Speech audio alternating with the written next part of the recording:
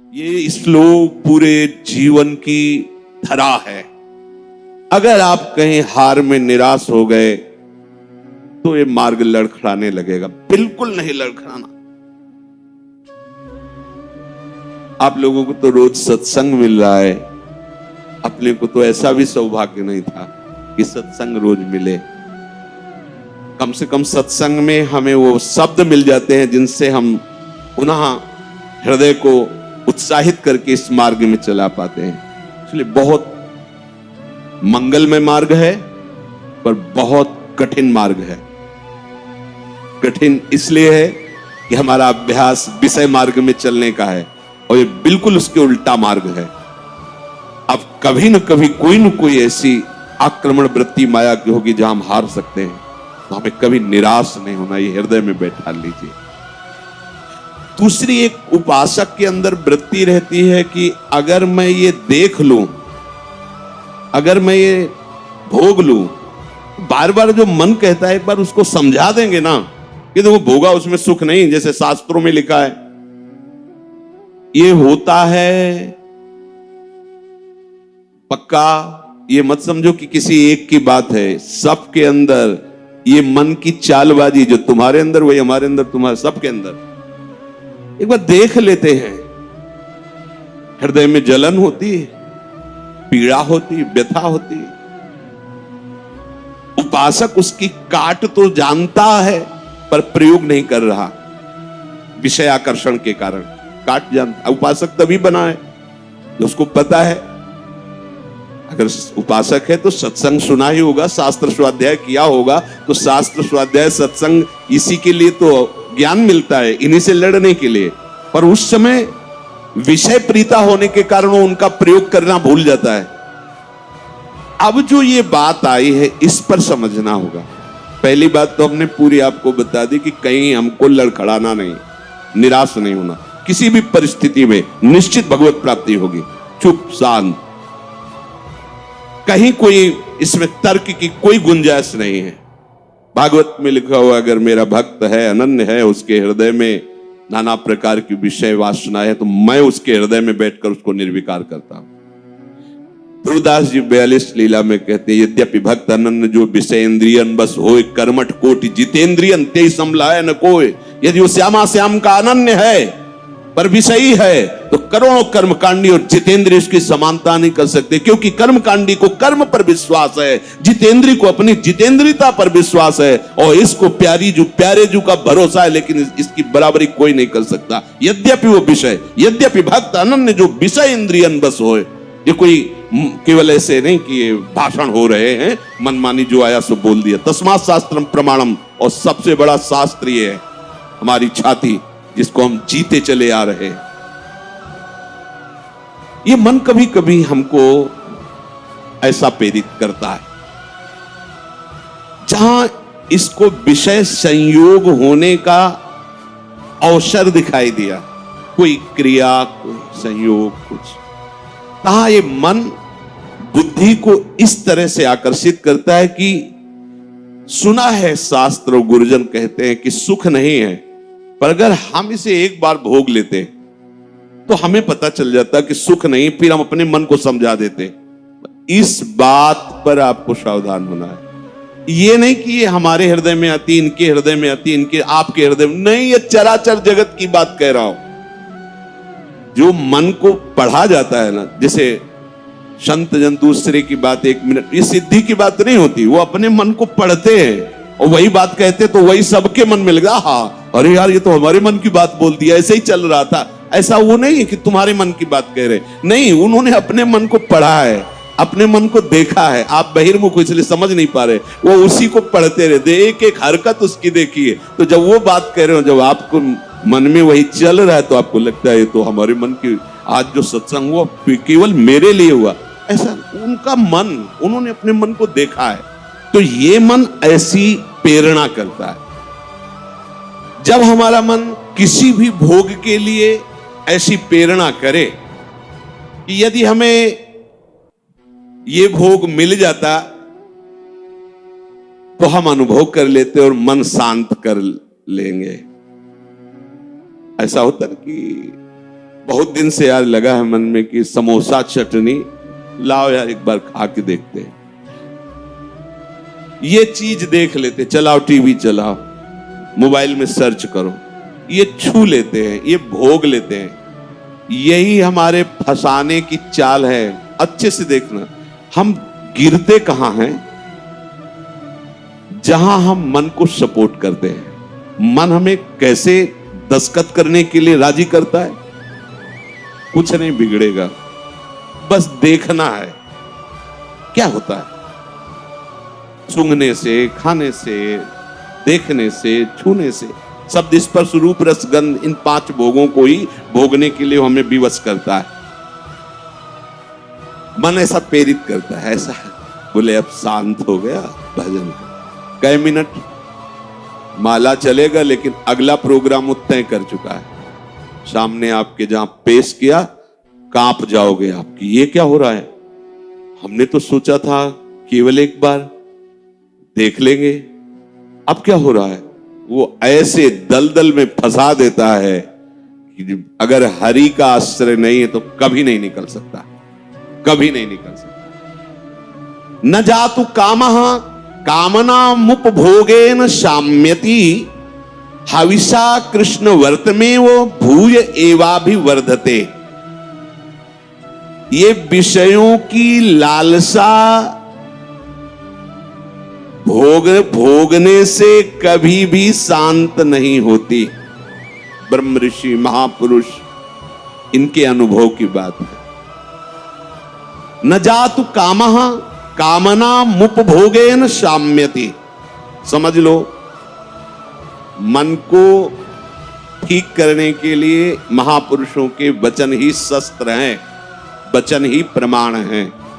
जब हमारा मन ये लालसा पैदा करता है, तभी हम उसमें तदात्म हो जाते हैं, क्योंकि हम सुख के लोभी हैं। वो हमें सुख दिखाता है, बस ऐसे, बस उसी समय विषयों की लालसा हमारे सामने प्रकट की गई, मन ने प्रस्तुत किया। ऐसा समझ लो कि जीव एक राजा है और बुद्धि उसकी रानी है और मन उसका मंत्री है। और इस मंत्री ने चतुरता पूर्वक पूरे राजमहल को अपने अंडर में कर रखा है।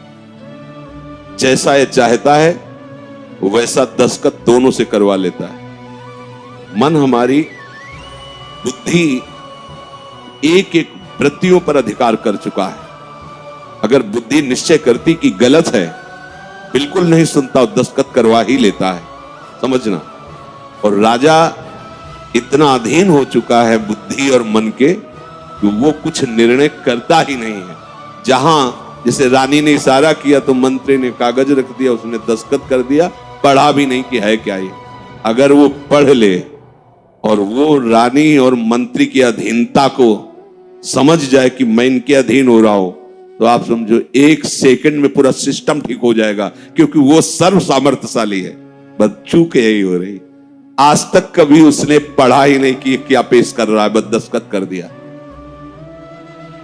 उस राजा की क्या दुर्दशा होगी जिसकी रानी और मंत्री भी उसके खिलाफ ही खड़े हुए हैं और उसको लग रहा है सब अनुकूल है। उस राजा की क्या दुर्दशा होगी? क्या है वो राजा, किस बात का राजा है? वही दशा इसकी है। ईश्वर अंश जीव अविनाशी, चैतन्यमल आनंद सुख राशि।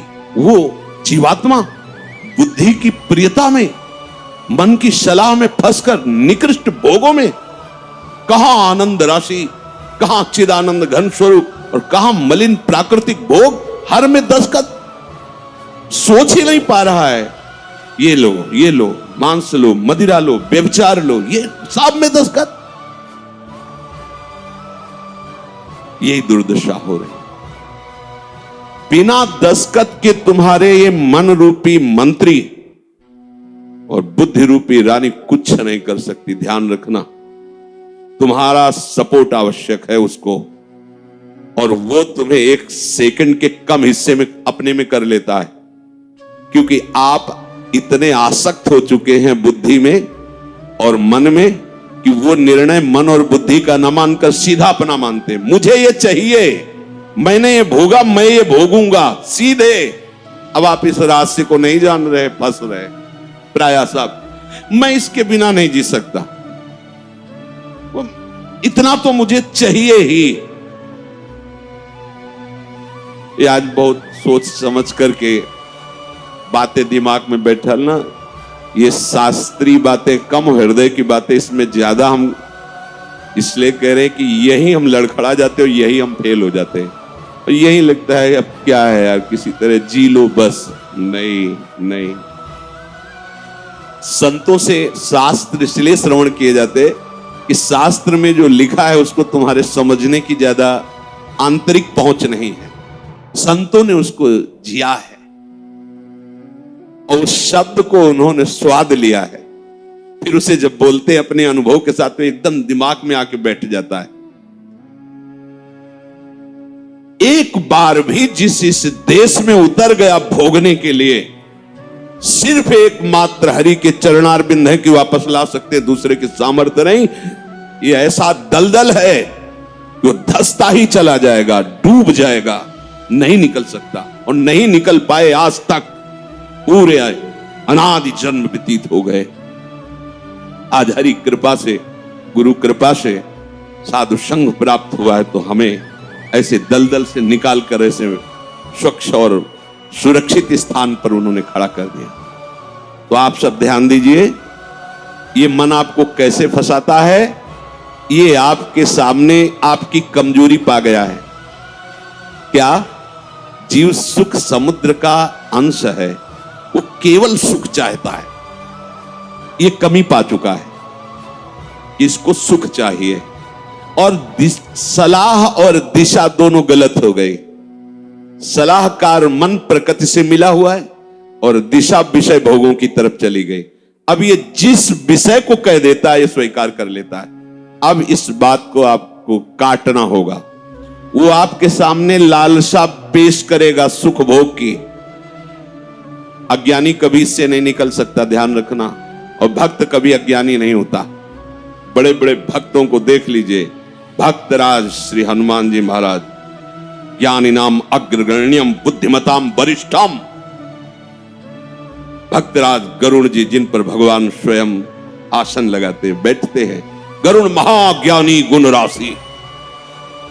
अब भक्त को कोई कहे कि ये तो अज्ञानी, भक्त परम ज्ञानी होता है। दोनों पक्षों का ज्ञान होता है, प्रेम का भी और आत्मस्वरूप के बोध का भी।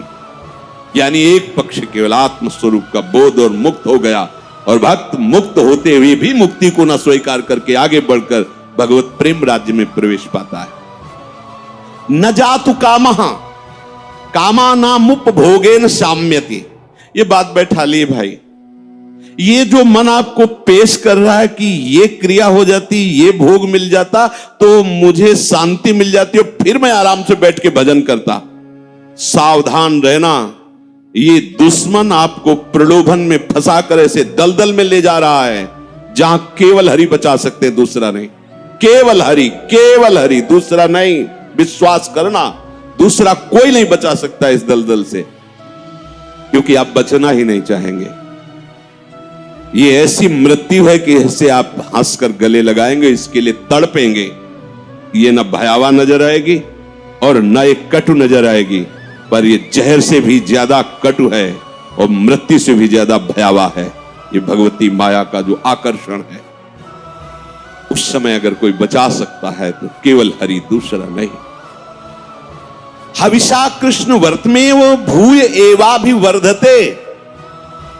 जैसे अग्नि में घी डालते जाओ तो अग्नि प्रज्वलित ही होगी, बुझेगी नहीं। ऐसे ही तुम्हारे सामने मन की जो जो भेजी हुई भोग लालसाएं हैं, अगर उनको तुम स्वीकृत करते गए तो तुम्हारी कामना तुम्हारा नाश कर देगी, तुम्हारा पतन कर देगी, दुर्गति प्राप्त हो जाएगी। न चेन्द्रियाणाम भोगाभ्यासेन वैतृष्ण्यम कर्तुम शक्यम कस्मात्। भोगों के भोगने से विषयासक्ति इंद्रियों की भोग चंचलता बढ़ती है। अतः कभी भी भोग भोगने से सुख और शांति नहीं प्राप्त हो सकती। कि वो महापुरुष जो भूत भविष्य वर्तमान तीनों कालों का ज्ञान रखने वाले हैं, और ऐसा ही आप भी अनुभव करके देख चुके हैं। जो गृहस्थ में है या जो विरक्त है, तो अभी विरक्त हुए हो 10-5 वर्ष से, अनादिकाल से भटक रहे हो, तो विषयों में ही तो भटक रहे हो। केवल अभी ये लगता है आपको, ये नया स्वप्न है, तो लगता है कि हमारा जन्म पता नहीं हुआ कि नहीं हुआ, हमने तो जीवन में कभी भोगा नहीं। अरे बहुत पुराने हो, पुराण पुरुष पुरुषोत्तम के अंश हो, तो तुम भी पुराण सनातन हो। अब इस भोगाभ्यास की तरफ कदम यदि बढ़ाया तो जीवन संकट में फंस जाएगा। इसको रोकने से बात बनेगी, ना से बात बनेगी, हां से नहीं। इसमें हां नहीं। ये इतना जिद्दी स्वभाव का मन है कि लाखों बार तुम ना करोगे तो उसके ऊपर भी हां कराने की कोशिश करेगा वो। ये हारने वाला नहीं।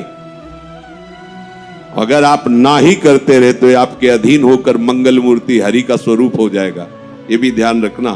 पर इसके ना के बाद जो इसकी व्यथा पैदा होती है, उसको सहना किसी महात्मा के बस की बात है, विषयी भोगी पुरुषों की नहीं।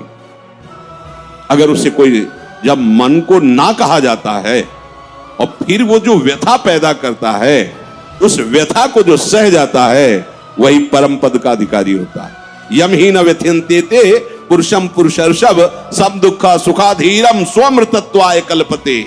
वो अमृत पद का अधिकारी हो जाता है। आप अमृत पद के अधिकार के लिए ही निकले, इसलिए सहना पड़ेगा। और वास्तविक सहना है ही नहीं, भ्रम है। अगर थोड़ा सा विवेक जागृत हो जाए तो हंसकर निकल जाओगे। कोई जलन नहीं, कोई परेशानी नहीं, ये केवल माना हुआ है। जो हम देख रहे हैं कि सामने वो सर्प है, वो है रस्सी।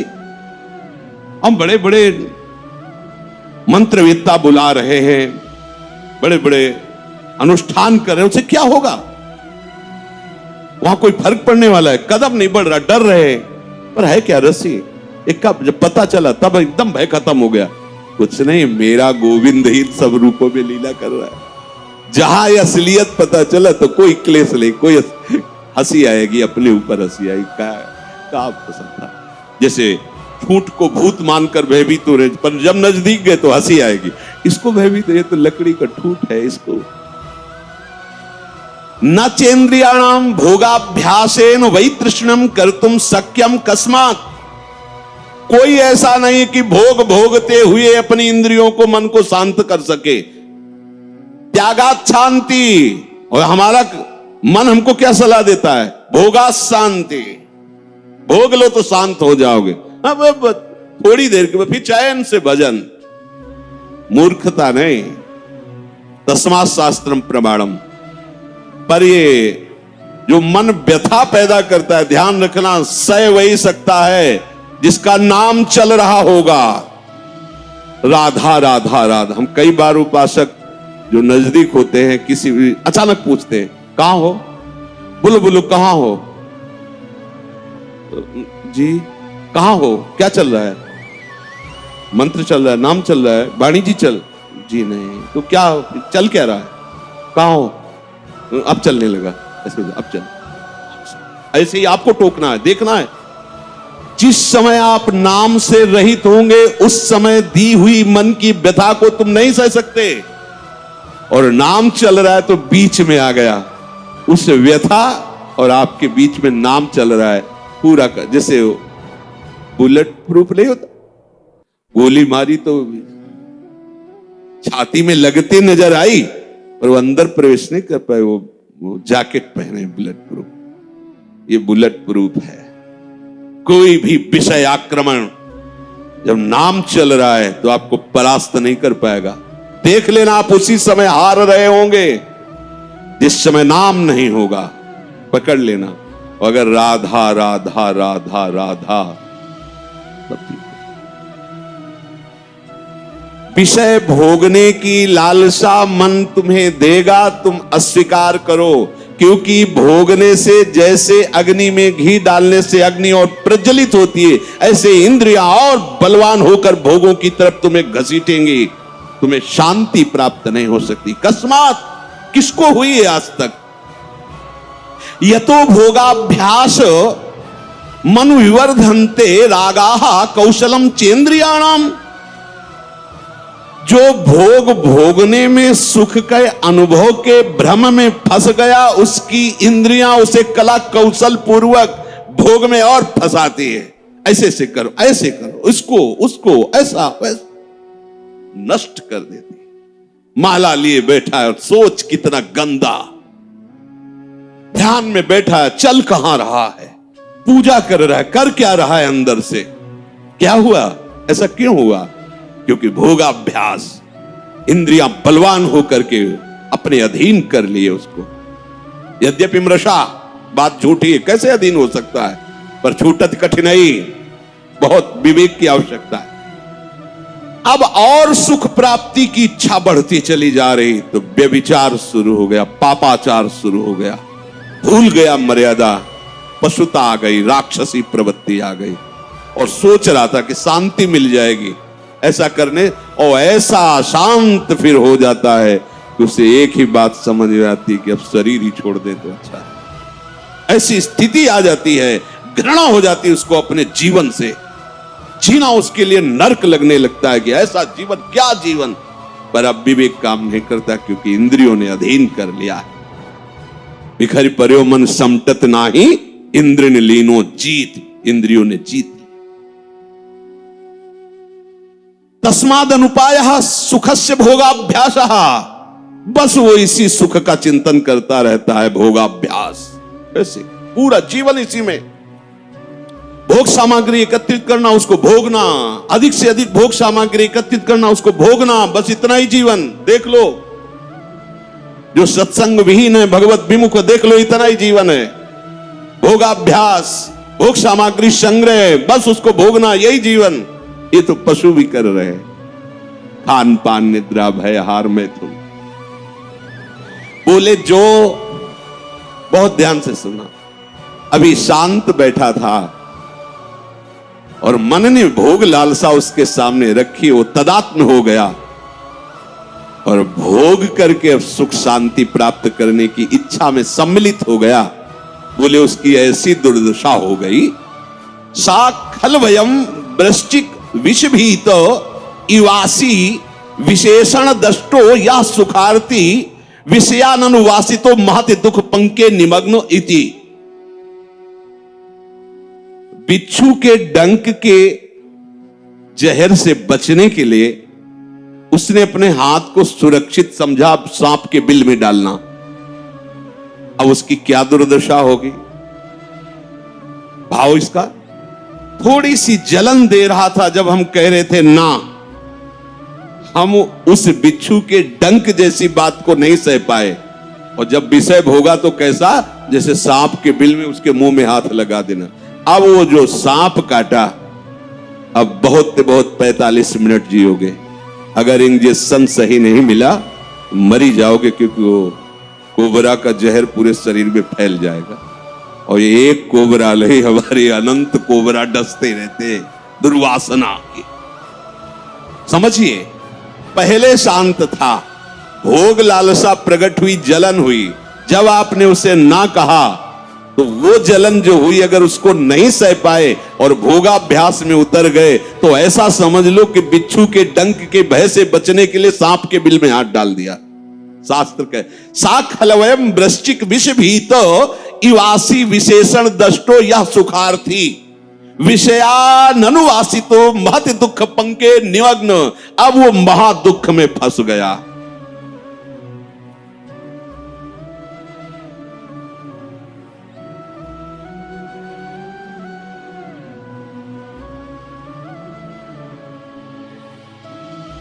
इसलिए मन के द्वारा जो दी हुई भोग लालसा है, आपके बिना ये कुछ कर नहीं सकता।